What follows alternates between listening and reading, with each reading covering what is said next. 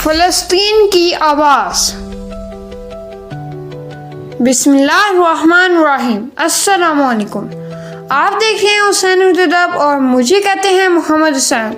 आज की एक नई वीडियो में आप तमाम दोस्तों को हम अपने चैनल पर खुशामदीद कहते हैं। वीडियो में आगे बढ़ने से पहले हमारे चैनल को सब्सक्राइब कर दें, वीडियो को लाइक करें अगर पसंद आए तो, वरना डिसलाइक करें और अपने दोस्तों के साथ शेयर करें। बेल आइकन दबाना मत भूलिएगा ताकि आपको हमारे इस मल्टी कंटेंट चैनल की हर वीडियो का नोटिफिकेशन सबसे पहले मिल सके। चलिए हम वीडियो का बाकायदा आगाज करते हैं बगैर किसी टाइम को वेस्ट किए। द वॉइस ऑफ फ़लस्तीन। नबी करीम सल्लल्लाहु अलैहि वसल्लम खातमुन नबीय्यीन ने मुतअद्दिद जगह ये इरशाद फरमाया है, जिसका खुलासा कुछ यूँ है कि मुसलमान आपस में भाइयों की तरह हैं। मुसलमान एक जिस्म के मानद है। अगर जिस्म के किसी एक अज़ा को तकलीफ़ हो तो समझो पूरे मुसलमान को तकलीफ़ हो रही है। लेकिन बदकिस्मती से आज फ़लस्तीन पर जो है जुल्म और सितम की दास्तान बहुत तवील होती जा रही है, लेकिन हम ख्वाबे खरगोश के मज़े लूटने हैं। हमें जागना होगा और फ़लस्तीनियों को इन काबिज़ यहूदियों के चुंगल से आज़ाद करवाना होगा। फ़लस्तीन को आज एक सलाहुद्दीन अय्यूबी की ज़रूरत है, जो रात के वक्त ये कहा करते थे कि मुझे तब तक नींद नहीं आएगी जब तक मैं बैतुल मुक़द्दस को यहूदियों से आज़ाद ना करवा लूँ।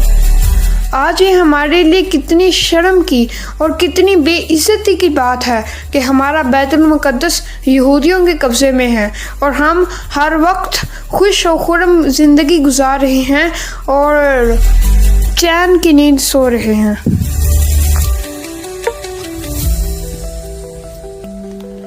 हमें फ़लस्तीन के लिए ना सिर्फ आवाज़ उठानी चाहिए बल्कि अमली जिद्दोजहद को भी फ़रोग़ देना चाहिए, क्योंकि कोई भी काम तब तक वक़ू पज़ीर नहीं होता जब तक इंसान उसके लिए अमली जिद्दोजहद का रास्ता नहीं अपनाता।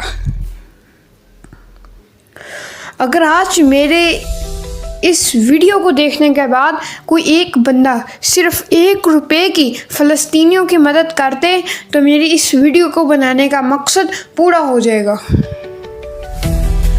कोई एक बंदा फ़लस्तीन के किसी एक प्यासे बच्चे को एक गिलास पानी पिला दे तो मेरी ये वीडियो बनाने का मकसद पूरा हो जाएगा। कोई एक बंदा फ़लस्तीन में किसी भूखे इंसान को खाना खिला दे तो मेरी ये वीडियो बनाने का मकसद पूरा हो जाएगा। बदकिस्मती से इंटरनेशनल अक़वाम इस टाइम ख्वाबे खरगोश के मज़े लूट रही है, जबकि इसराइल मुसलसल इंटरनेशनल कवानीन की खिलाफ वर्जी कर रहा है।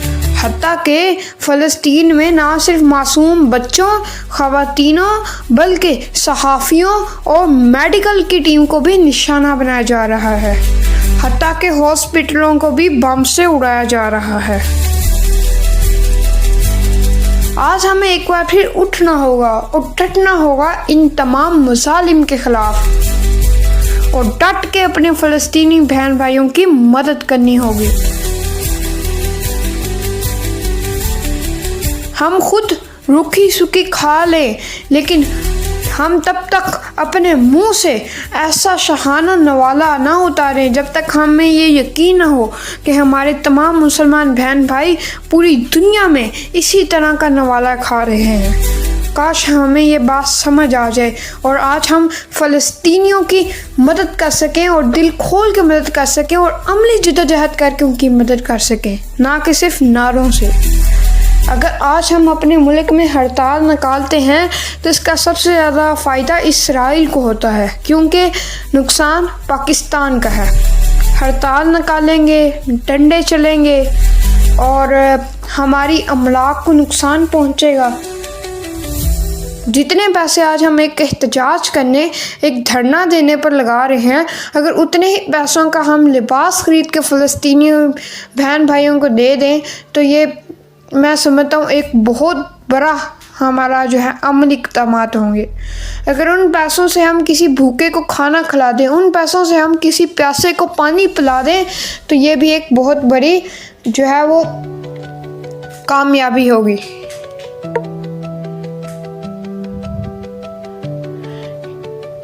हमें खुशी है कि ईरान ने इसराइल को मुंह तोड़ जवाब देकर उसकी ज़बान हमेशा के लिए गुम कर दी है।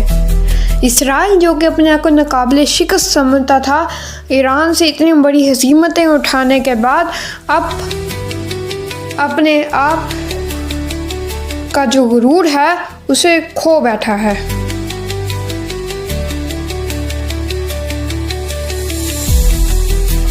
जब ही इंटरनेशनल कम्युनिटी कोई भी फ़लस्तीन के अगेंस्ट को करारदाद मंजूर करती है अक़वाम मुत्तहिदा में, तो अमेरिका उसे नीटो कर देता है।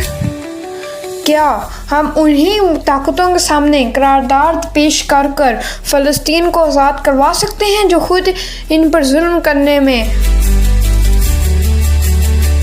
बराबर के शरीक हैं?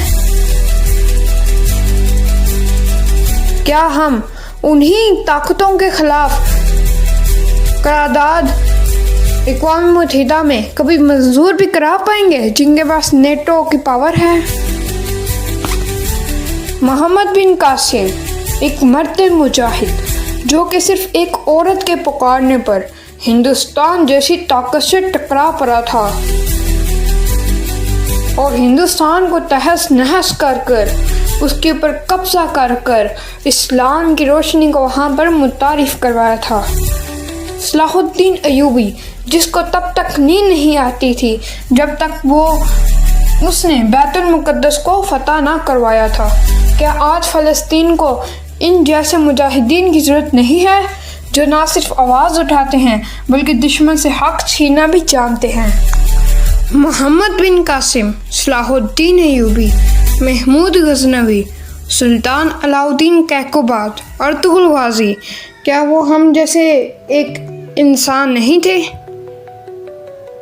उनमें और हम में सिर्फ इतना फ़र्क था कि उनके दिल में ईमान की शमा रोशन तो थी, लेकिन उनके अंदर अमली जद्दोजहद जैसी खूबियाँ भी शामिल थी।